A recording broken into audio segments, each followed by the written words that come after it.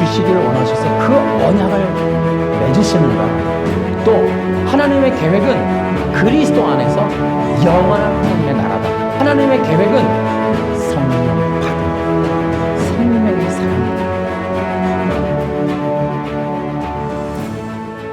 성경의 이름은 언약입니다. 테스타멘트. 여러분들이 이제 성경의 이름에 대해서 관심 한번 가져보세요. 성경의 이름이 왜 테스타먼트인가 라는 거. 구약만 아니에요. 신약에서도 테스타먼트라는 이름이 붙어 있습니다. 다시 말해서 성경은 언약의 책이고 언약의 방식으로 기록되었고 언약의 관점에서 읽어야 한다라는 거예요. 다시 얘기하면 성경을 배운다는 건 뭐예요? 언약을 배우는 거예요. 그래서 이 하나님의 언약을 통해서 언약 때문에 우리는 은혜와 생명을 얻는다. 이 개념이 이제 언약인 거예요. 여러분 한번 기억해 보세요. 성경의 기초는 언약이다라는 거예요. 그러므로 우리가 기독교 신앙을 가지려면 언약이라는 것 위에 우리가 세워져야 돼요. 우리가 기억해야 될 거는 성경은 유대인들이 쓴 거예요. 그리고 여러분 모세가 모세오경을 쓴 건 기원전 1400년경이에요. 1400년경에 뭐를 썼어요? 태초의 문제를 썼다고요. 당연히 성령의 역사가 없이는 이거는 불가능한 거예요. 그런데 그 성경을 기록할 때에 그 유대인들은 그때 당시의 문화의 지배를 받을 수밖에 없었어요. 성경이 언약이라고 하는 방식으로 기록된 건 기원전 3000년경부터 있었던 수메르 문명에 의한 그들이 가지고 있었던 언약의 문화에 지배를 받는, 영향을 받는 가운데 성경이 기록된 거예요. 근데 하나님이 그 방식으로 성경을 기록하게 하신 거죠. 우리가 이제 성경에 대한 여러 가지 이제 이단들도 많고 거짓된 해석들도 안식교 우리가 얼마나 많아요. 그런 의미에서 우리가 다시 한번 정통 기독교로서의 성경 읽기가 뭐냐라는 인식을 할 때에는 언약이다라는 걸 기억하라는 거예요. 우리는 지금 이 한글로 된 걸 가지고 시대와 배경과 이런 거 상관없이 내 말대로 한단 말이에요. 내 생각대로 한단 말이에요. 지금 여기 문화에서 해석하려고 한단 말이죠. 이제 우리가 가장 괘씸한 거는 이제 신천지 같은 사람들인 거예요. 그 이단들이 끊임없이 이거를 변조해서 사람들을 속이는, 미혹하는, 그래서 예수님으로부터 멀어지게 하고 이런 신천지 이단 교주들 같은 사람들에게 영혼을 다 갖다 바치는 이런 일들을 하는 게 너무 괘씸한 거죠. 그런 의미에서라도 우리 기독교인들의 신앙의 기초는 언약이라고 하는 것을 기억하셔야 되고 반드시 성경은 언약적인 언약의 이야기로, 언약의 문화로, 언약의 신학으로 봐야 한다. 그래야만 제대로 된 복음을 이해할 수 있다. 이런 의미에서 성경의 기초는 언약이다라는 것을 자꾸 얘기해 드리는 겁니다. 다시 말씀을 드리면 성경의 이런 기록 방식은 언약이었다. 그 언약은 고대 문명에서부터 비롯되었다. 그리고 성경 안에는 언약 사상이 들어있다라는 것을 우리가 기억할 필요가 있어요. 그래서 그 언약 사상을 우리가 이렇게 지켜보면, 그것으로 이 성경을 살펴보면 참 놀라운 거를 알 수가 있어요. 하나님께서 도대체 언약이라고 하는 이름을 붙인 이유가 뭘까? 근데 그 언약은 오늘날 우리의 약속이 아닌 이것은 계약이라고 하는 형식으로 존재한다. 이렇게 보셔도 됩니다. 그래서 고대 문명에 의한 이 언약 사상으로 성경을 보면은 성경에는 크게 네 가지의 이야기가 들어있다. 그러니까 성경은 언약적 구성이 되어 있기 때문에 예를 들어 신해산 언약이라든지 이제 이런 어떤 언약을 맺는 패턴은 고대 문명에서 있었던 이 종주권 언약이나 이 국가 간에 있었던 국제 조약 같은 문서 형식과 일치해요. 도대체 그것을 통해서 성경을 보면 하나님이 도대체 무엇을 알기를 원하셨는가 한 네 가지를 볼 수 있다라는 거예요. 첫째, 하나님이 누구이신가에 대한 거예요. 두 번째는 인간은 어떤 존재인가라는 거예요. 세 번째는 인간은 어떤 사명이 있는가. 네 번째는 인간을 향하시는 하나님의 계획은 무엇인가. 그러니까 하나님이 누구이신가. 두 번째는 나는 누구인가. 또 우리는 어떤 사명이 있는가. 우리를 향한 하나님의 계획이 무엇인가. 뭐 사형리 같은 그런 느낌이죠. 근데 그런 내용이 성경에 들어있는 거예요. 그러니까 이런 것들이 기독교 신앙의 기초가 되고 뼈대가 되고 있다라는 거예요. 그러니까 언약적인 신학, 언약적 사상에서 성경을 바라봐야 되는 이유가 거기 있는 거예요. 성경은 근원적으로 하나님이 누구이신가를 기록하고 있다는 거예요. 사건과 사고와 인물, 스토리를 통해, 내러티브를 통해 하나님은 당신이 누구인가를 계시하고 있다. 두 번째는 인간은 누구인가라는 거예요. 인간은 누구인가. 세 번째, 우리는 어떤 사명이 있는가, 어떻게 살아야 하는가, 우리는 무엇을 해야 하는 존재인가, 그런 내용인 거예요. 네 번째는 하나님의 계획. 하나님 뭘 하고 싶은가? 언약을 통해 당신을 계시하시는 그 이유는 하나님의 뜻 때문인데 하나님의 뜻이 무엇인가? 하나님은 계획을 갖고 계시는데 무슨 계획을 갖고 계신가에 대한 거예요. 자, 우리 네 가지를 한번 차례대로 한번 살펴볼게요. 첫 번째는 하나님은 누구이신가에 대한 거. 이거는 우리가 잘 많이 배웠죠? 신관 형성에 대한 거. 그러니까 기독교 신앙은 절대자에 대한 시각이 열리는 거예요. 자, 기독교 신앙이 뭐냐?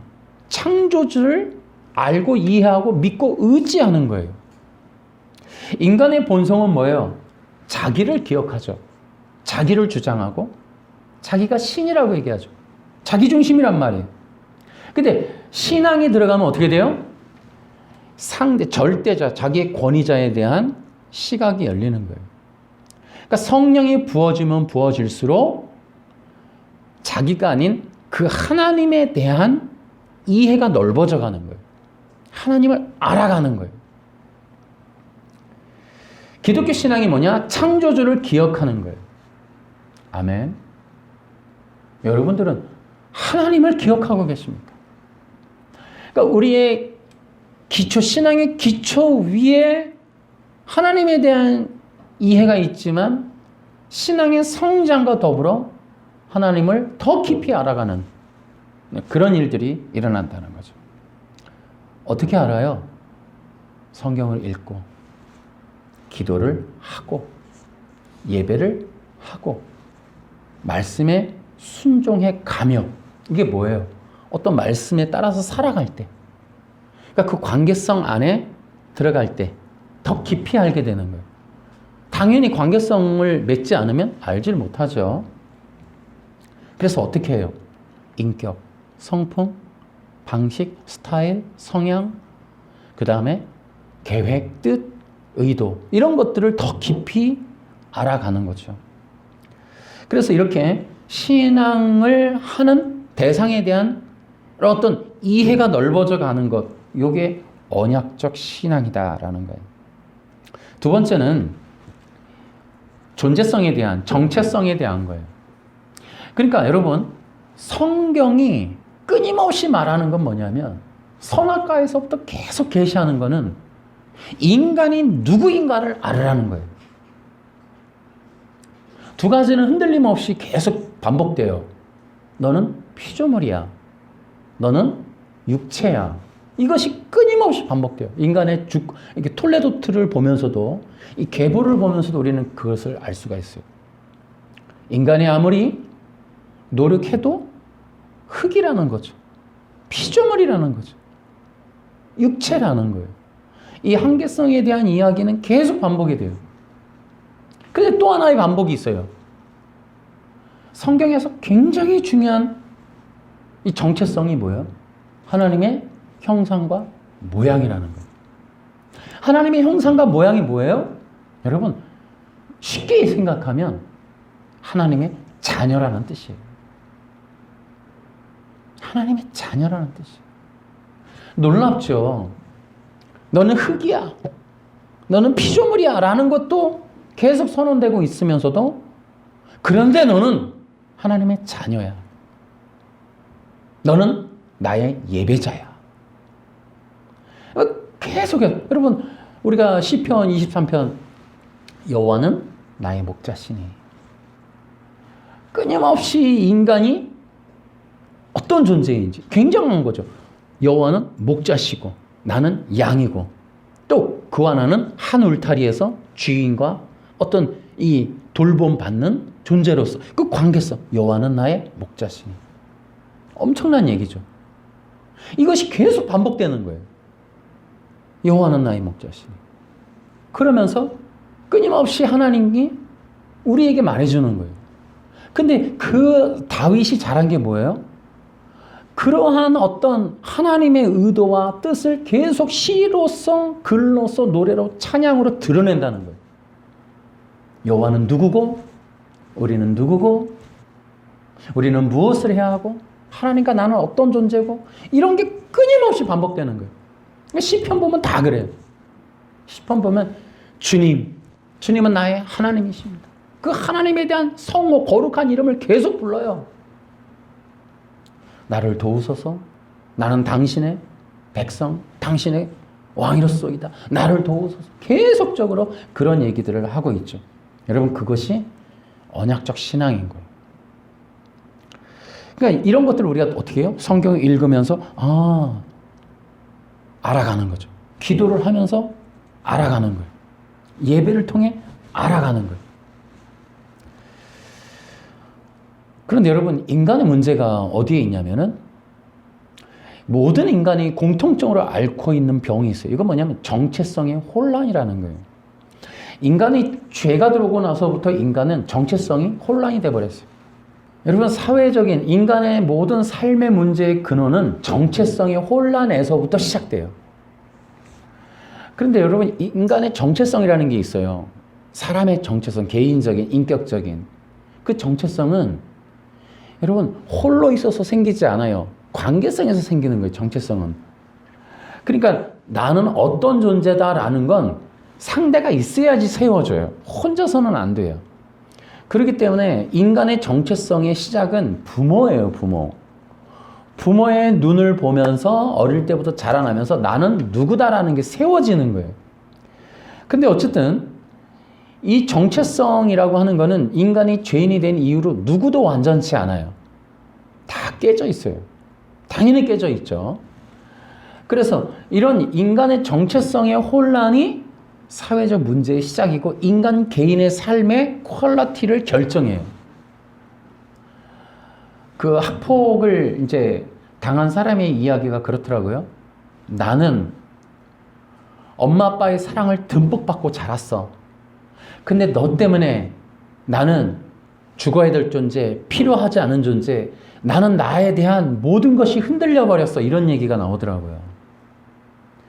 그러니까 관계성 속에서 그런 것들이 자라나는 거예요. 근데 우리의 관계성은 이미 다 깨져 있어요. 근데 기독교 신앙이 여기서 위대한 건 본질적인 정체성, 영적인 정체성, 진정한 정체성을 회복시켜 준다는 거예요. 나는 하나님의 자녀라고 하는, 그것이 세워지는 거예요. 우리 모두는 온전치 않아요. 죄가 있기 때문에 다 자기 욕구대로. 그래서 요한복음도 뭐라 해요? 영접하는 자, 곧 그 이름을 믿는 자들에게는 하나님의 자녀가 되는 권세. 그 관계성으로 인한 새로운 영적 정체성에 관해서 선언해 주는 거예요. 그러니까 우리에게 있어서 이 존재감, 정체성. 여러분, 우리 깨어진 자아 정체성이 기독교 신앙 안에서 회복이 되는 거예요. 여러분, 성경 읽으면서 어떤 것을 배워야 되냐면, 나는 하나님이 만든 존재요. 또 하나님이 사랑하는 존재구나 라는 거예요. 그걸 깨닫는 것이 기독교 신앙의 유익인 거예요. 여러분, 인간이 자라나면서 정체성이 올바로 세워지지 않으면 평생 고생해요. 우리는 타인과의 관계에 엄청난 장애를 갖게 돼요. 여러분, 최근에 TV 프로에 금쪽이 시리즈가 있어요. 근데 그걸 보면 우리는 다 같이 공감할 거예요, 시청자들은. 1차적으로 인간은 가정에서부터 깨지는구나. 근데 가정에서 깨지는 이유가 그 TV 프로 보면 다 나와요. 결국은 금쪽이 시리즈 보면 부모님의 문제가 반드시 나오게 돼요. 그런데 그 부모님의 부모님도 역시 문제가 있는 거예요. 우리는 그것을 근원을 따질 필요가 없어요. 모두가 다 깨져 있기 때문에 모든 인간은 다 똑같은 상황이에요. 우리는 하나님 앞에 나와야 된다는 거예요. 하나님 앞에 가야 돼. 거기서 끝나는 거예요. 하나님 앞에 갈 때 우리는 온전케 되는 거예요. 우리 모두의 자아 정체성이 하나님 안에서 회복되기를 축원합니다. 여러분은 사랑받는 하나님의 자녀들이십니다. 하나님께서 여러분들을 사랑하시고 인도하시고 돕고 계시다는 것. 여러분, 이것이 바로 언약 사상이 주는 유익이에요. 그것이 성경을 통한 하나님의 은혜인 거예요. 우리에 대한 하나님의 계획이 그 안에 들어있는 거예요. 우리를 향한 하나님의 마음이 거기 들어있는 거예요. 성경은 그런 거를 보는 거예요. 그래서 여러분, 언약으로 기록된 성경은 인간 정체성을 계속 말해준다. 그래서 이렇게 돼 있어요. 성경은 보면은 기드온 큰 용사여 이렇게. 여러분 기억하세요? 하나님은 성경에 보면은 스타일이, 방식이 그의 이름을 불러요. 너 야곱아, 너 이스라엘아. 그리고 또 이름을 불러주시고 직분도 불러줘요. 큰 용사요. 그러니까 계속해서 그가 해야 될 일과 사명에 관한 직분도 불러줘요. 그리고 또 성경에는 하나님이 당신의 백성들을 직접 찾으러 다니세요. 그리고 어때요?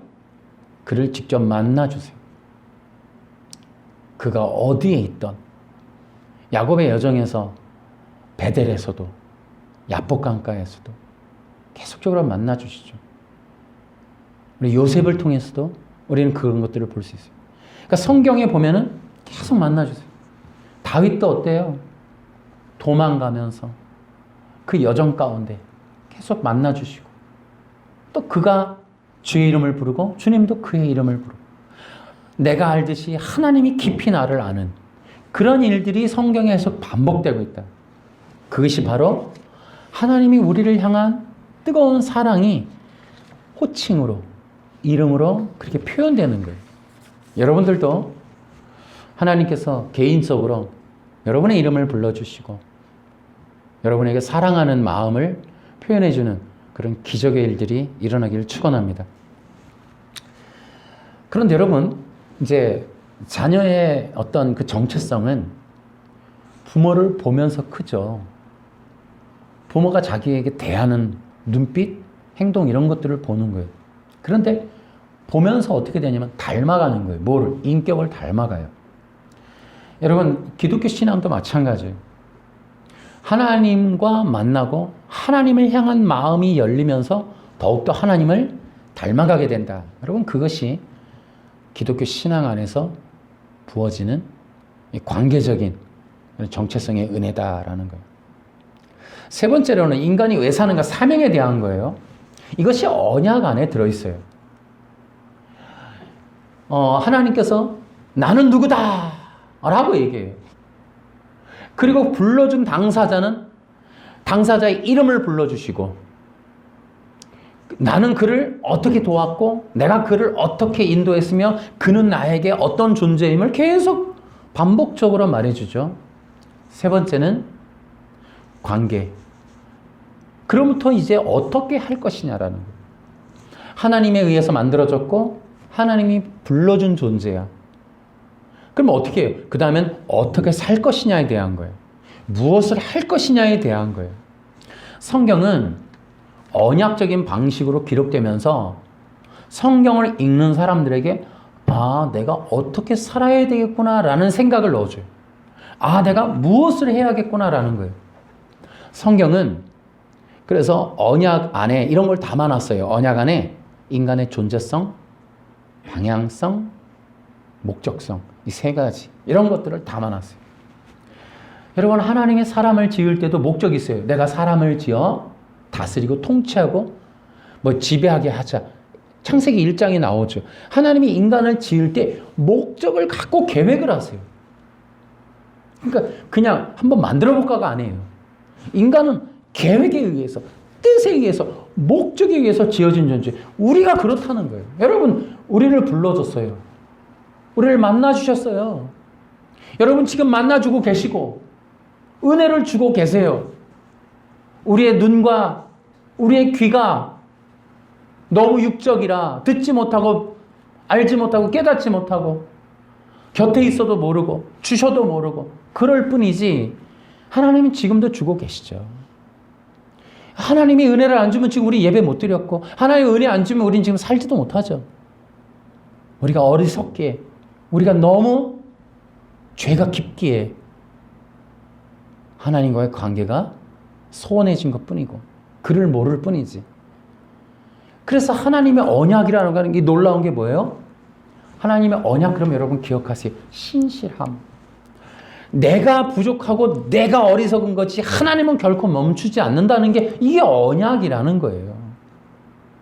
여러분, 언약을 통하여 여러분 구원을 나에게 맡기면 구원 안 이루어져요. 인간은 이런 존재예요. 근데 언약을 했기 때문에 구원이 이루어질 수 있는 건 언약을 통해 하나님이 주권을 갖겠다는 거니까 언약은 기대해 볼 만한 거예요. 우리 돌아보세요. 하루에도 12번씩 넘어지고 일어나고 아파하고 쓰러지고 실망하고 좌절하고 시험 들고 아파하고 고통스러워. 이 일들이 여러분 하루 스케줄에도 몇 번씩 반복되고 있는데 여러분 우리를 통해서 이루실 수 있는 게 몇 가지나 있을까? 없어요. 못 이루어져요. 하나님께서 뜻하신 것이 있고 계획한 게 있고 하나님이 언약을 맺은 게 있기 때문에 살아갈 수 있는 거예요. 여러분 기억하세요. 그래서 인간이라고 하는 건 뭐다? 목적이 있는 존재인 거예요. 그러니까 하나님의 은혜 안에, 하나님의 성령 안에 우리가 구원받은 존재로 서게 되면 우리는 이제 이해해야 돼요. 기본적인 원칙은 성경대로 보면 인간은 하나님의 목적을 수행해야 될 존재가 맞는 거예요. 목적대로 만들었으니까. 하나님의 뜻을 이루는 그런 상대적인 존재로서 내가 서야겠구나라는 게 기본인 거예요. 하나님의 명령을 듣고 하나님의 뜻을 들어서 네 알겠어요. 그거 해드릴게요. 이게 원칙인 거예요. 성경에 보면은 아담한테도 그랬고 이스라엘 백성들한테도 끊임없이 요구하는 게 있어요. 이스라엘 백성들을 애굽에서 건져낼 때도 목적이 있어요. 두 가지의 목적을. 내가 그들을 예배케 하기 위함이다. 그러니까 구원하시는 이유, 애굽에서 나와야 되는 이유, 출애굽을 해야 되는 이유가 분명히 했다는 거예요. 하나님이 기적을 통해서라도 그 애굽 애들을 죽여서라도 끌고 나와야 되는 이유가 있었어요. 예배를 드리고 절기를 지키게 하기 위함이다. 그 목적을 이루시려고 어쨌든 거대한 일을 하시는 거예요. 인간이 꿈도 못 꾸는 일을 하나님이 그 400년 만에 200만 명 이상을 끌고 나오시는 바로 이 놀라운 기적 역사가 뭐예요? 목적이 있었다는 거예요. 뜻이 있었다는 거예요. 그럼 이스라엘 백성은 뭐 해야 돼요? 나와서 당연히 예배를 하고 절기를 지켜야겠죠. 그러니까 물어보겠죠. 근데 예배 어떻게 해요? 당연히 아니죠. 그러니까 하나님이 율법을 내려주시죠. 그리고 얼마나 세세해요. 레위기 출애굽기 보면 성막을 짓고 제단을 만들고 양을 잡는 방법을 세세하게 알려줘요. 그것이 뭐를 위해서? 예배와 절기를 지키게 하기 위한 방법까지도 주는 거예요. 여러분, 우리도 구원받았어요. 그죠? 그러나 여전히 우리는 육이고 자기중심이라 우리는 거꾸로 갖고 있어요. 기독교 신앙을 가졌는데 내 뜻이 있는데 하나님이 도와주는 존재가 됐다고 생각을 해요. 그전에는 내 뜻이 있는데 내가 혼자 하던 걸 기독교인이 됐으니까 내 뜻을 하나님이 도와주시는 그런 존재. 여러분, 이게 이제 우리는 기본적인 베이스예요. 죄성이 있기 때문에. 근데 이제 우리는 엄청나게 놀라운 변화가 사실 여기서 일어나는 거예요. 나는 왜 살아요? 나는 이거 하고 싶고 저거 하고 싶었는데 이제 하나님의 뜻을 위해서 사는 존재로 바뀌었어라는 거죠. 제가 이렇게 얘기하면서도 지금 이와 같은 내용은 참 시대적으로 역행하는 거예요. 그죠? 여러분, 부모님들도 자녀들을 우리 키우면서도 하나님을 위해서 살아야 돼 말하기 굉장히 어려워요. 또 우리도 자녀들에게 요구할 때, 직업을 선택하게 할 때, 무엇을 하게 하든 하나님의 뜻을 이루는 것이 중요해라고 말해주기가 어려워요. 근데 이것이 이제 미래 세대로 더욱더 가면 시대에서 완전히 역행하는 거의 반문화적인 얘기가 될 거예요. 하나님을 위해서 살아야 돼라는 말을 하는 부모는 굉장히 억압된 그런 존재가 될 수도 있어요. 근데 어쨌든 그게 성경적 기본이에요. 그러니까 우리도 마찬가지인 거죠. 우리도 성경대로 지금 언약대로 보면 우리는 하나님의 뜻을 위해서 새롭게 사는 것이 원래 그랬던 존재인 것처럼 돌아와서 눈을 뜨고 제가 잘못 살아왔어요. 이제 깨달았어요. 저 이제 영원한 하나님의 뜻을 섬기도록 살겠어요. 하나님의 계획을 알았으니 그 계획을 이루는데 그 계획에 섬기며 순종하겠어요. 그걸 제가 좀 도와드리고 싶어요. 라는 걸로 원래 바뀌는 거죠. 그래서 인간은 하나님을 위해서 사는 존재가 맞아요. 그래서 성경에도 뭐라 그랬어요? 이 백성은 내가 나를 위해서 지었는데 나를 위해서 찬양을 하기 위해서 지었다. 여러분, 우리가 그분 때문에 살고 그분과 함께 사는 거예요. 다시요. 구원받고 나면 성령 받으면 초능력자 되는 게 아니라 그분을 위해서 살고 그분과 함께 사는 것. 그것이 바로 언약적 신앙이다라는 거예요. 자, 이러한 것들이 매우 중요한 겁니다. 네 번째, 하나님은 어떤 계획을 갖고 계실까라는 거예요. 자, 이것은 이제 언약적 조항에서도 매우 중요한 거예요. 언약적인 조항에서 보면 인간에게 어떤 요구 사항이 있어요. 그리고 그것을 어길 때에는 생명과 죽음이라는 것이 있어요. 근데 하나님이 그러한 계획들이 있음에도 불구하고 하나님의 온전한 계획은 인간을 죽이는 데 목적이 있지 않죠? 하나님의 계획은 뭐예요? 구원인 거예요, 구원. 하나님께서 그러한 백성들에게 무엇을 주시기를 원하셔서 그 언약을 맺으시는가? 바로 뭐예요? 구원이라는 거예요, 구원. 여러분, 하나님의 계획이 뭐냐? 구원! 이건 기억하세요. 또 하나님의 계획은 그리스도 안에서 영원한 하나님의 나라다. 자, 첫 번째. 하나님의 계획은 구원이에요, 구원. 두 번째는 영원한 하나님의 나라예요. 세 번째는 뭐예요? 백성 만드는 거예요, 백성 만들기. 네 번째를 기억하셔야 돼요. 이스라엘로 생각하면 안 된다는 거죠. 그럼 그 백성이 누구냐에 대한 거예요. 네 번째는 성령 받은 생명의 사람들. 이게 엄청나게 중요한 거예요. 갈라디아서에 가보면 우리 충격적인 내용 하나 보게 되죠. 물론 이제 몇 가지가 있습니다만 놀라운 얘기, 아브라함 언약에 대한 해석을 사도 바울이 넣어놨어요. 창세기 12장 1절에서 3절 우리는 복의 근원이 될 것이다. 뭐 이런 얘기를 굉장히 암송했는데 아브라함 언약에 대한 비밀이 사도 바울에 의해서 벌어지죠. 거기 해석이 돼요. 뭐예요?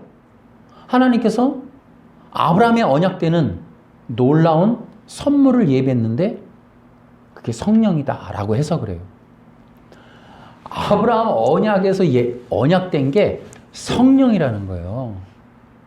하나님이 계약을 맺은 게 뭐냐면 성령을 부어주신다는 거예요. 여러분, 생명이 뭐냐면 성령인 거예요. 유태인들한테. 그래서 신약에 보면 생명과 성령이 약간 같이 쓰여지는 이유가 거기 있는 거예요. 생명을 받았다는 건 성령을 받았다는 거고 성령을 받았다는 건 생명을 받았다는 의미인 거예요. 그래서 이것을 정의를 내렸어요. 하나님 나라의 계획이 하나님이신데 그 백성 삼으신다. 근데 그 백성이 이스라엘이냐? 아니다. 성령 받은 하나님의 자녀들, 성령 받은 공동체. 성령의 공동체가 하나님이 창세 전에 계획했던, 창세 전에 영원한 계획 안에 계획했던 하나님의 계획, 에베소에 나오는, 빌립보서에 나오는 놀라운 그 하나님의 계획을 사도 바울이 뭐라 그래요? 성령 받은 백성들의 영적인 모임. 그것을 얘기하는 거예요. 그런데 이 네 가지 지금 하나님의 계획이요. 구원, 하나님의 나라, 백성, 그 다음에 성령. 이 네 가지가 어디에 기록되어 있다고요? 구약의 율법에 기록되어 있다. 여러분, 이게 놀라운 내용, 이게 언약인 거예요. 좀 헷갈리실 수 있는데요. 다시요. 하나님의 계획이 율법에 기록되어 있다고요. 그것을 유대인들이 모르는 거예요. 근데 누가 알았다고요? 사도 바울이 알았다고요. 구약의 율법을 통하여 하나님의 계획을 안 거예요. 어쨌든 율법을 해석하면 이 네 가지가 나옵니다. 그러니까 잘못되어 있는 거예요, 지금 율법 해석이. 자, 여러분 기억하세요. 하나님은 이 모든 걸 계획하시는 분이실 뿐더러 그 언약을 신실하게 이루신다는 거예요. 여러분, 하나님의 언약은 하나님이 이루시는 거예요. 하나님이 우리에게 약속한 건 하나님이 이루신다. 아멘. 그래서 여러분 이것들을 기억하셔야 돼요. 근데 여러분, 도대체 하나님은 왜 언약을 맺으시는 걸까요? 하나님이 그냥 이렇게 하시면 안 되나요? 언약을 맺으시는 이유가 있어요. 인간이 연약하기 때문에 그래요. 인간이 스스로 할 수 없기 때문에 그래요. 하나님의 뜻은 하나님만이 이루실 수 있기 때문에 언약을 맺으시는 거예요. 하나님의 나라, 그의 백성 만들기, 구원하는 거, 성령 부어주는 거, 이 모든 것들을 인간이 못한다는 거예요. 하나님의 나라를 인간이 어떻게 이걸 이루어요? 하나님만이 하시는 거예요. 하나님의 영원한 계획인 하나님 나라의 영광을 여러분 인간이 못해요. 하나님만이 하시는 거예요. 하나님만이. 그러니까 인간은 연약하기 때문에 그런 거예요. 여러분, 하나님의 나라를 하나님만이 이루시는 거예요. 여러분, 그렇기 때문에 구원과 영생이라는 건 절대적으로 하나님에게만 의존해야 돼요. 여러분, 다시 한번요. 구원과 영생은 하나님께 받는 거예요. 인간이 만들거나 이루는 게 아니에요. 구원과 영생은 하나님이 이루시는 거예요. 하나님의 언약에 의하여, 하나님의 신실함에 의하여, 하나님의 뜻에 의하여, 하나님의 열심으로 반드시 이루어지는 것이 구원과 영생. 인간이 하는 게 아니에요. 그렇기 때문에 하나님의 언약이라는 게 이렇게 중요한 거예요. 언약으로 이루어지는 거예요. 근데 여러분, 한번 이런 생각을 한번 해보시면 어떨까요? 언약이 없다면, 우리 이 성경이 만약에 언약의 책이 아니라면, 하나님이 언약의 하나님이 아니라면, 굳이나 언약을 배워야 되나요?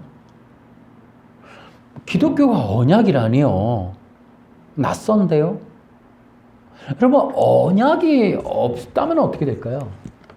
여러분, 언약이 없다면 이 기독교의 모든 건 우상과 우상 종교에 지나지 않습니다. 여러분, 언약이라는 것은 하나님이 하실 일에 대한 계획이에요. 그리고 그 계획을 하나님이 이루시는 거예요. 그러니까 인간이 하나님을 무엇을 가지고 신뢰를 해요? 하나님이 약속한 걸 하나님이 직접 이루시는 걸 보고 인간이 하나님을 신뢰하는 거예요. 하나님 진짜네. 저거 하시네. 우리 사람 간에도 그렇잖아요. 여러분, 약속을 자꾸 어겨봐요. 신뢰감이 떨어지죠. 믿지 못해져요. 나중에는 무슨 말을 해도 못 믿죠. 그 관계성이라는 건 절대로 이루어질 수 없어요. 마찬가지예요. 보세요. 하나님의 계획은 나라예요, 나라. 나라에는 땅과 백성이, 우리가 필요해요, 우리가. 근데 그 백성들이 기계가 아니에요. 사람이라니까요. 하나님을 닮은 인격 성품체예요. 그럼 우리는 어떤 관계냐면 사랑의 관계예요. 사랑은 신뢰라는 것이 기본으로 깔려야 돼요. 도대체 우리로 하여금 절대자, 보이지 않는데, 보여도 시원찮은데 보이지 않음에도 믿으라고 하시는 거, 보이지 않는 하나님을 믿고 가야 되는 이 기독교에서 우리 도대체 뭘 믿어요? 신실한 하나님. 어떻게 알아요? 언약을 이루시는 분으로. 어떻게? 구약에서부터 하나님의 신실함, 언약을 이루어 가시는, 어떤 일, 어떤 사건, 어떤 환난, 어떤 고난에도 불구하고 하나님이 이루어 가시는 그 백성들을 반드시 끄집어서 그렇게 이끌어 가시는 그 신실하심. 그게 구약의 역사, 이스라엘의 역사. 그들을 언약 맺었다. 내가 반드시 그 언약 안에서 인도 보호 공급으로 그들을 내가 저버리지 않으리라. 끊임없이 끌고 가시는 그 신실하시는 하나님을 보고 인간이 신뢰하고 믿고 따르는 거예요. 이방 족속들이 뭐예요? 왜 떨어요? 그 이스라엘의 하나님이 이루시는 일들이 놀라운 거예요. 그러니까 들어오는 거예요. 우상을 포기하고 들어오는 거예요. 여러분, 또한 언약이 없으면 이런 게 있어요. 약속된 바가 없으면, 여러분, 인간이 무엇을 받았는지를 모르게 돼요. 베풀어 주신 것이 무엇인지를 모르게 돼요. 베풀어 준 것도 없어요. 또 인간이 언약이 없다면 하나님이 어떤 존재이며 무엇을 할 것인가를 모르게 돼요. 언약이 없으면 하나님은 우상이에요. 우상의 문제는 뭐예요? 우상과 하나님은 다른 거. 절대 언약이 없어요. 우상은 약속한 게 없어요. 그래서 약속이 없기 때문에 이루는 게 없어요. 하는 일이 없다고요. 언약이 없어서 할 일이 없어요. 그 우상들은. 할 일이 없으니까 이루는 것도 없다고요. 너희들을 도울게, 너희들을 인도할게, 어느 하나 언약이 없다고요. 우상은. 여러분, 기독교에서 언약 빼면요, 우상이에요. 기독교 아니게 돼요. 이건 그냥 샤머니즘 되는 거예요. 십자가도 여러분, 도대체 이게 뭔 줄 아세요? 언약이에요, 언약. 언약의 성취고 완성이라고요. 그게 십자가인 거예요. 하나님의 언약을 성경에서 빼버리고 기독교에서 빼버리면 우리 우상 종교가 되는 거예요. 기억하세요. 언약이 있기 때문에 하나님은 계획이 있고 이루실 게 있고 이룬 게 있는 거예요. 우리가 그런 언약의 성취물인 거예요. 언약이 없다면 할 일도 없고 이룰 것도 없고 명령도 없고 법도 없어요. 죄와 죽음이라고 하는 심판도 없는 거예요. 언약이 없으면. 기독교가 뭐예요? 죄가 있기 때문에 구원이 있는 거고 십자가가 대속물이 언약 관계 속에서 이루어진 아무것도 없어져요. 언약이라는 게 없으면. 그러면 뭐가 없어요? 구원도 없는 거예요. 언약이 없는데 누가 구원을 해줘요? 약속한 바가 없는데. 영생? 약속한 바가 없는데 무슨 영생이라는 게 있어요. 그러니까 이게 언약이 없으면 아무것도 없는 거예요. 할 일도 없어져요. 관계적인 게 없기 때문에 그 우상은 뭐만 남아요? 복, 내가 얻을 것. 그 다음에 그 우상이 원하는 대로 뭐 바치는 거. 이런 거밖에 안 남아요. 구원이나 다른 어떤 것들도 우리에게 있는 이런 하나님의 나라라든지 영생이나 성령이나 생명, 여러분 절대 이런 건 우상 종교에서 없어요. 생명이라는 것도 약속되어 있지 않아요. 우상은 어떤 종교도 생명을 주지 않아요. 기독교만 그래요. 그래서 여러분 뭐 예를 들어 이슬람도 그렇고 기독교에서다가 천주교도 그렇고 그 다음에 뭐 이단들은 마찬가지고 공통점이 뭐예요? 언약이 없어요. 약속해놓은 바가 없어요. 약속은 오직 하나님만 하세요. 내가 이거 해줄게 하는. 근데 놀라운 건 뭐냐면 그 약속을 전부 기록해 놓으셨다는 거예요. 하나님만. 어느 종교도 약속이라는 게 존재하지 않아요. 인간이 해야 될 도덕적인 의무만 남아있는 게 종교지, 신이라고 하는 분이 인간을 통해 기록하게 해서 말씀을 하고 약속이라는 걸 주고 내가 뭔가를 할게. 그런데요, 그것을 역사를 통해 실제로 입증한 건 하나님밖에 없어요. 우리는 그런 하나님을 믿는 거예요. 역사적으로도 이 성경에 기록된 것이 이루어졌고 이루시고 성취한 그 하나님을, 그것을 신뢰하는 거예요. 감히 하나님과 우상을 비교할 수가 없는 거예요. 하나님은 언약의 하나님이세요. 우리가 지금 기독교인으로 있는 건 언약 신앙으로 갖고 있는 거예요. 우리의 신앙은 언약 신앙이에요. 여러분, 믿음이라는 게 뭐예요? 나 믿습니다. 뭘 믿으세요? 또 이런 게 있죠. 당신의 구원을 확신합니까? 그랬더니 나는 구원받을 걸 확신합니다. 그럼 그걸 뭐라 그래요? 그건 뭐 맹신이다. 알지도 못하는 확신. 뭐 이런 비판도 해요. 다시 한번 정리해 드릴게요. 믿음이라는 거는 하나님과 그분의 언약을 믿는 거예요. 이게 기독교 신앙인 거예요. 우리가 그러잖아요. 잘 될 거를 믿는다. 시크릿 같은 거. 내가 오늘 복을 받을 걸 믿는다. 난 점쟁이 말을 믿는다. 난 엄마 말을 믿는다. 친구 말을 믿는다. 응? 여러분, 기독교는 하나님과 그분의 언약을 믿는 거예요. 근데 그분의 언약이 성경에 다 기록되어 있는 거예요. 그러니까 우리는 성경을 볼 수밖에 없는 거예요. 성경에 우리의 언약이 기록되어 있는 거예요. 그걸 믿는 거예요. 그래서 하나님과 그의 언약, 다시 말하면 여러분, 하나님은 살아계시다는 것, 그리고 그가 약속한 걸 반드시 이루신다라는 걸 믿는 거예요. 왜요? 우리는 어떻게 그걸 믿을 수 있어요? 하나님의 구원의 역사를 통해 하나님은 약속한 걸 반드시 이루신다. 그렇기 때문에 히브리서 11장에도 하나님의 살아계심을, 그 오랜 역사를 히브리서잖아요.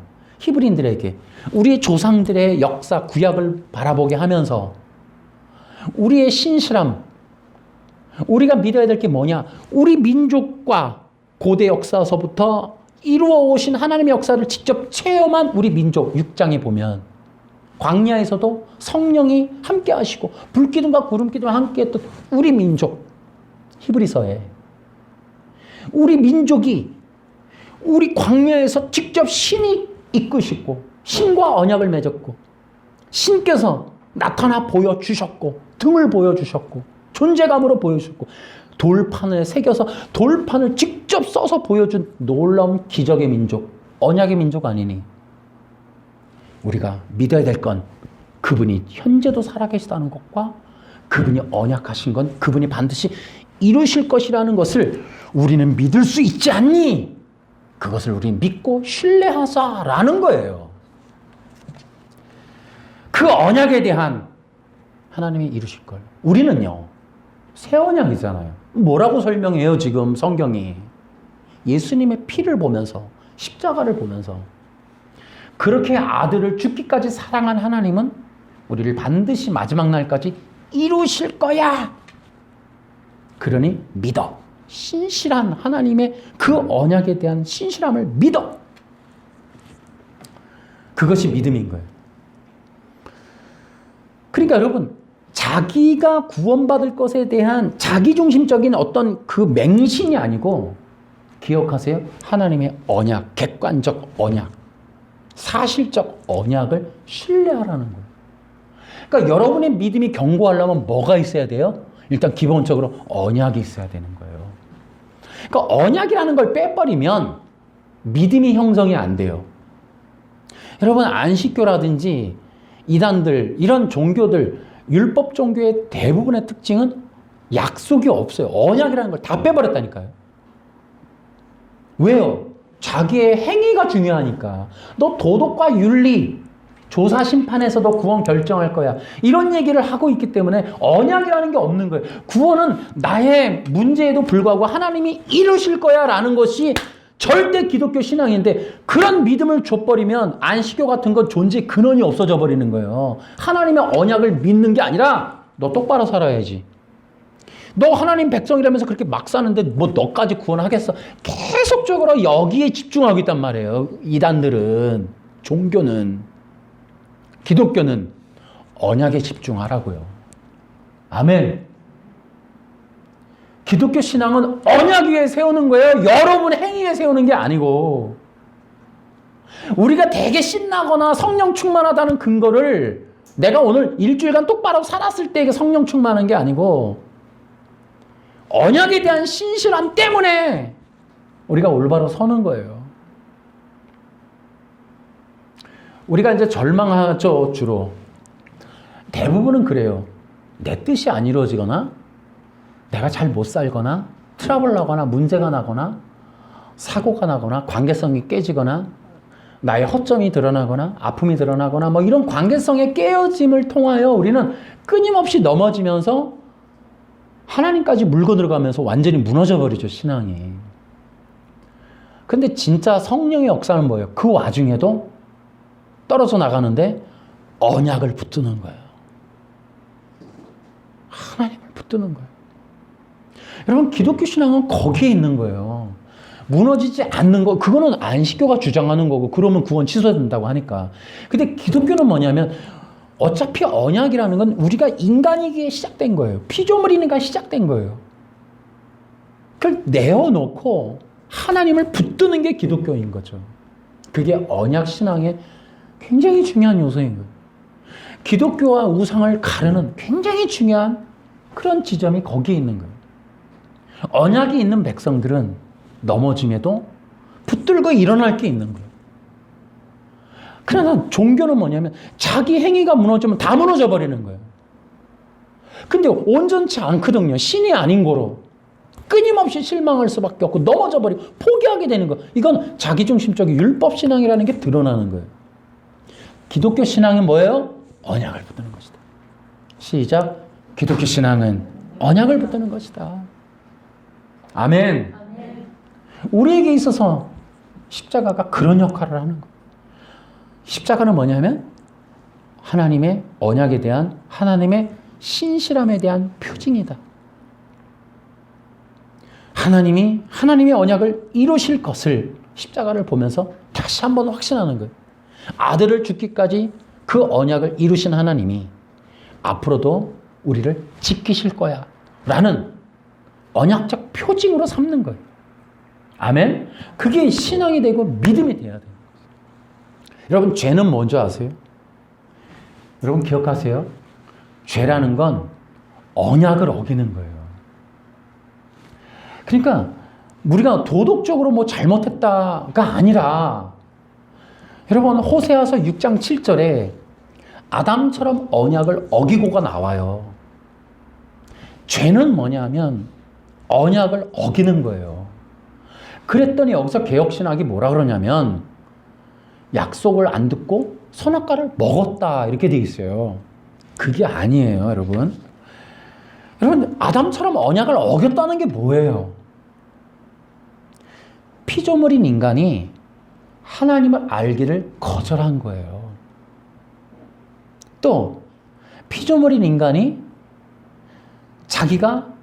저는 피조물의 자기 정체성을 잃어버리고 뭐예요? 내가 왕이에요. 내가 신이에요 라고 주장한 거예요. 세 번째는 뭐예요? 인간의 사명이 뭐예요? 예배잖아요. 근데 인간이 뭐예요? 예배를 거절하고 자기가 예배를 받는 존재가 되려고 한 거예요. 예배의 제단을 떠난 거죠. 이게 아담처럼 언약을 어기고예요. 선악과를 안 먹었다 뭐 이런 게 아니고, 인간이 자기가 하나님 알기를 거절한 거, 두 번째 자기가 하나님이라고 주장한 거, 세 번째 뭐예요? 자기가 예배를 받는 존재가 되려고 한 거. 그리고 혹시나도 네 번째가 첨가한다면 그런 거죠. 자기가 자기 스스로 구원에 이르려고 그렇게 하나님을 벗어난 거. 이런 것들이 다 죄인 거예요. 이걸 뭐라 그래요? 언약을 어기고가 되는 거예요, 이게. 그 내용은 쏙 빠지고 선악과를 먹었다. 이렇게만 나오니까 우리가 무엇을 잘못했는지 구체적으로 모르는 거예요. 인간의 죄가 뭔지를. 여러분 기억하세요? 언약은 지금도 진행되고 있어요. 하나님께서 창세전에 계획하신 일들을 완성하고 계신 거예요. 마지막 날 그것이 이루어질 거예요. 오늘 우리가 요절, 에베소서, 빌립보서가 바로 그런 얘기를 해주는 거예요. 그래서 지금도 뭐 하시게요? 지금은 뭐 하시게요? 그 계획을 이루시는 중에 뭐 하시게요? 아까 얘기했죠. 하나님의 나라, 그 백성, 생명. 그러니까 뭐예요? 여전히 그 백성들을 찾으시는 거예요. 그리고 세우신다고요. 그리고 그 백성들의 끊임없이 원래의 자리로 돌아가도록 알려줘요. 그 원래의 자리가 뭐예요? 예배의 자리. 예배의 자리라는 게 꼭 예배당, 물론 물리적인 예배당 당연하지만 무엇보다도 우리가 하나님이라고 하는 나 외에 나를 창조한 분에 대한 경외감, 그분을 예배하는 삶, 그분을 그분을 의식하고 그분의 뜻을 순종하고 그분의 어떤 제한적인 권위 아래 내가 늘 그분을 의식하며 그 권위대로 살려고 하는 그러한 삶이라고 하는 게 전반적인 예배라고 볼 수 있죠. 그런 것들을 지켜보는 거예요. 하나님이 보시는 거예요. 여러분, 저도 늘 경계하는 게 뭐냐면 작은 일이라도 하나님 없이 하는 게 두려운 거예요. 그러니까 하나님 도와주세요. 이걸 넘어서서 하나님이 원하시는 뜻은 뭐예요? 이걸 묻지 않고 하는 게 두렵다고요. 그럴 때 뒤돌아볼 때 되게 놀랍고 제가 굉장히 손발이 떨리고 그러는 거예요. 어머, 내 뜻대로 해왔네. 다시 돌아가는 거예요. 하나님, 죄송합니다. 하나님의 뜻이 무엇입니까? 하나님의 뜻대로 하고 싶어요. 하나님이 원하시는 것이 무엇입니까? 또 뭐예요? 하나님이 계획하시는 것이 무엇입니까? 사실은 그런 부분이 너무 소중한 거예요. 우리 신앙에서도 하나님의 뜻에 대한 인식, 개인적으로 여러분 스스로가 저도 이 교회에 대한 하나님의 뜻, 이 목회에 대한 하나님의 뜻, 저에 대한 개인적인 하나님의 뜻, 사실은 그런 부분들이 두려운 거예요. 제 뜻대로, 내 마음대로, 내 생각대로 하는 부분들이 두려운 거예요. 돌아서서 얼른 회개하려고 하는 거예요. 하나님, 죄송합니다. 하나님의 그 영광스러운 계획이 있는데도 불구하고 감히 내 뜻대로 했습니다. 여러분, 언약 사상과 기독교 신앙은 이와 같이 밀접한 관계가 있어요. 다시 한번 기억하세요. 여러분이 기독교 신앙을 가졌다면 그건 언약적이어야 돼요. 언약 신앙이어야 돼요. 성경과 하나님의 나라가 언약이라고 하는 것으로 구성되어 있어요. 두 번째, 여러분, 기독교 신앙이라는 근본적으로 하나님을 아는 것이 중심이 되어야 돼요. 그래서 어떻게 해요? 하나님과 더 깊은 교제가 목적이어야 돼요. 다시요. 우리 기독교 신앙의 최대치의 목적은 하나님과 더 깊은 교제를 하는 거예요. 또 나아가서 우리는 하나님의 계획을 따르는 것에 집중하는 것이 기독교 신앙이다. 그래서 여러분, 대부분 헌신하는 사람들, 선교사가 되거나, 여러분 왜 헌신하는 집회 있잖아요. 하나님 앞에 선교사로 헌신하는 사람 손 들어보세요. 뭐 이런 것처럼 그것이 어디서부터 시작된다고 봐야 돼요? 하나님이 창세전에 계획한 것과 나를 만드신 이유와 나를 세우신 목적에 따라서 내가 살겠습니다 하는 거죠. 그것이 비단 우리가 무엇이 된다라고 하는 것도 있지만 우리가 예배하는 일, 섬기는 일, 하나님의 이름으로 사는 것, 이런 것들이 모두가 포함된다고도 볼 수가 있겠죠. 자, 이제 여러분 마치면서 이런 말씀을 좀 드려볼게요. 여러분 마음속에 언약을 새기십시오라는 거. 여러분 신앙생활 하는 데 있어서 우리에게 힘이 되는 건 여전히 언약이에요. 저도 개인적인 언약이 체험적으로 많이 있었어요. 저도 이 설교를 준비하며 다시 한번 생각이 들어서 참 감동이 되었어요.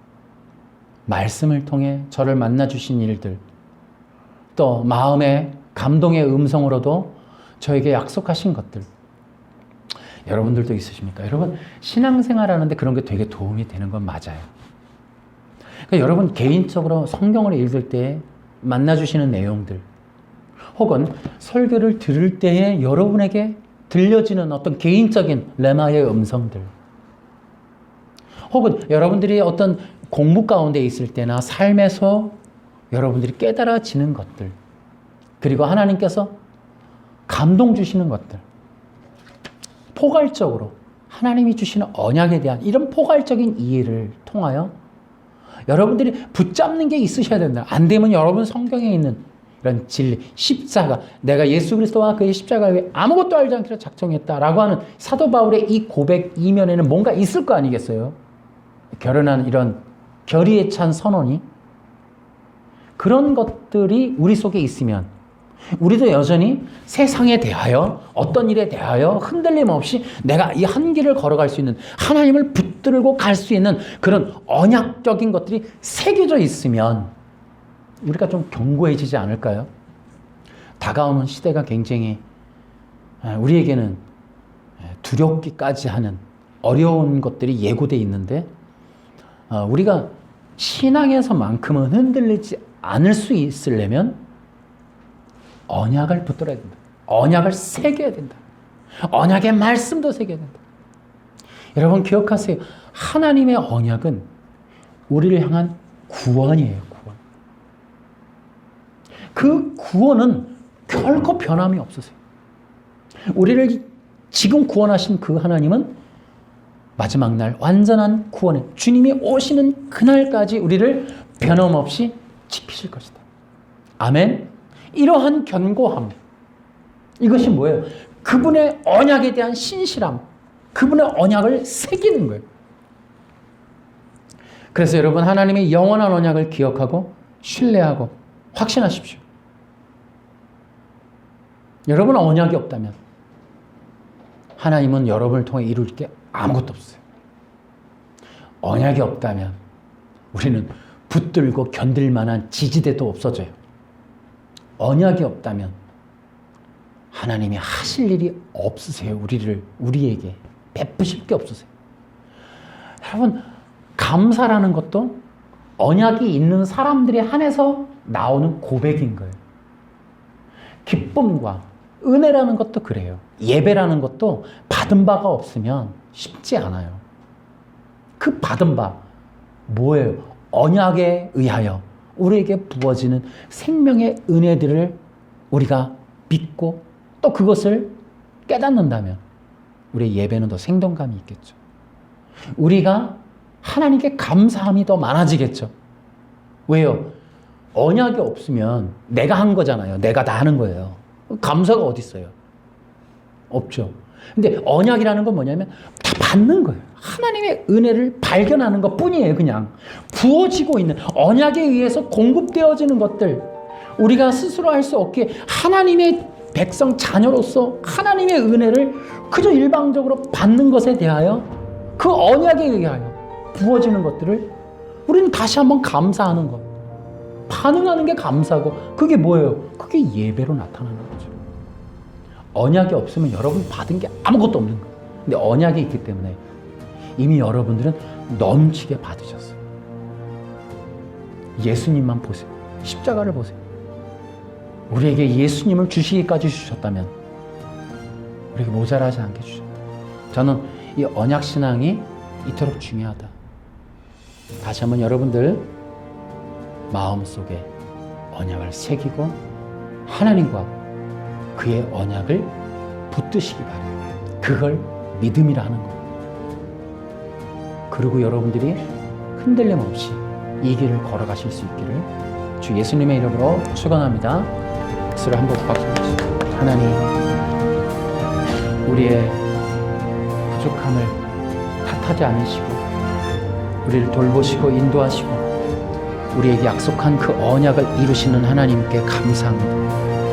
그리고 우리는 다시 한번 그 언약의 신실한 하나님을 신뢰하고 믿습니다. 주여, 우리의 부족함에도 불구하고 우리의 연약함에도 불구하고 우리의 실수와 우리의 떠나감과 우리가 불순종함에도 불구하고 반드시 하나님이 이루셨던 놀라운 이 성경의 역사를 보며 다시 한번 우리의 연약함에도 불구하고 우리를 붙들어서 성공에 이르게 하실, 구원에 이르게 하실, 완전함에 이르게 하실 하나님을 신뢰합니다. 주여, 여기 있는 성도들과 이 영상을 듣는 모든 이들이 언약의 신실한 하나님을 굳게 믿고 승리하는 놀라운 역사와 기적을 베풀어 주시옵소서.